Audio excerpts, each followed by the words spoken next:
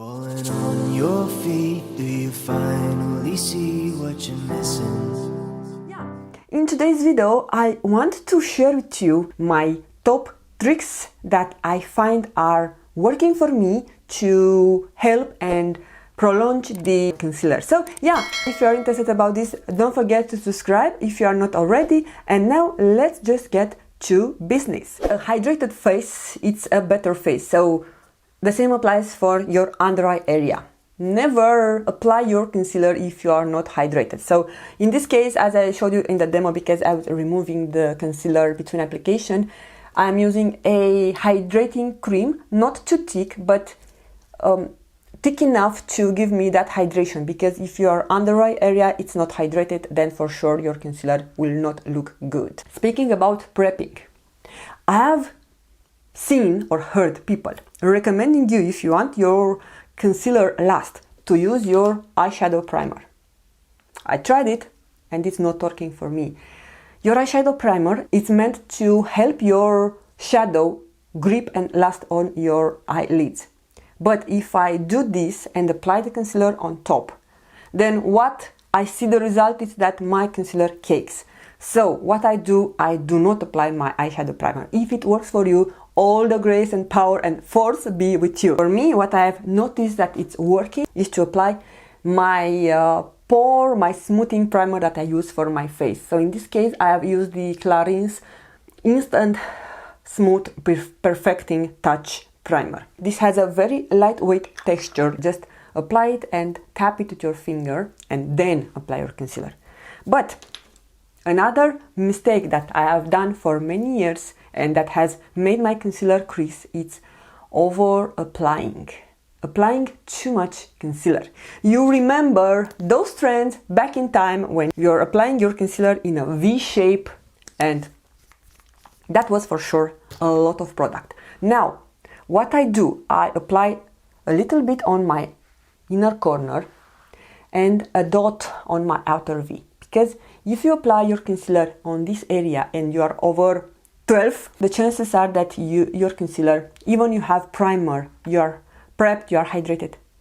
Just by facial expression, the nature of your muscle is to move when you are talking or laughing, so they are going to crease. So if you apply your concealer just on the area you are dark and need coverage, it has less chances to crease. And also apply a very little bit and dab it with your fingers, because the warmth of your fingers make the product dilute and you need less. And then you can go with your brush and smooth it all over your eye area. But just remind that less is more.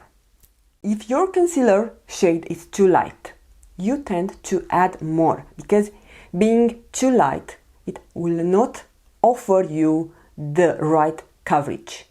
And of course, we are going again to the previous point, when you are over applying, and then the chances to crease are increased, to say that.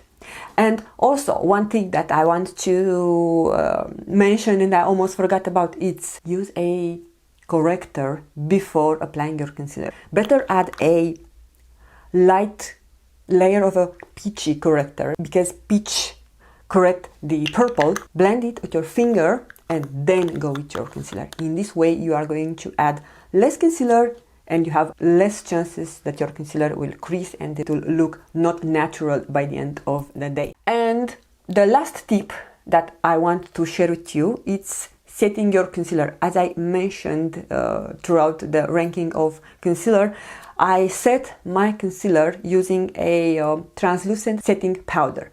But do not use the same setting powder that you use for your face on your under eye area. Your under eye area is usually more drier than the face area. In this case, I am using a very hydrating powder. This is by Terry, and this is the Hyaluronic Hydra powder. But I know that there are several setting powders that are meant for your under eye area that are not that drying, they are hydrating, and they offer the perfect formula to set your under eye area. And one thing that I want to mention, to not forget about that, is that your concealer shade should be one shade lighter than your foundation. If your foundation is shade 4, let's say, then your concealer should be shade 3. But of course, this is not always possible, especially if you are using different foundation and concealer brands. But just keep in mind that if you have this balance, then your face will look perfected and well put together. In a word, it will look natural. And I think this is what we want to achieve with your makeup, to be as close as natural possible, especially with the concealer, but the best version of ourselves. So we don't want to necessarily look younger, but to look and feel beautiful for the age that we are currently embracing. So this is everything I wanted to share with you in today's video. If you have found something useful from all this entire video, I will be more than happy, because then it means that I have touched my purpose to teach you something new, or remind you in case that you have forgotten things that we heard about and we forgot. And other than that, do never forget that your most beautiful makeup is your own smile. I'm signing off right now. Thank you guys so much for watching. Bye bye!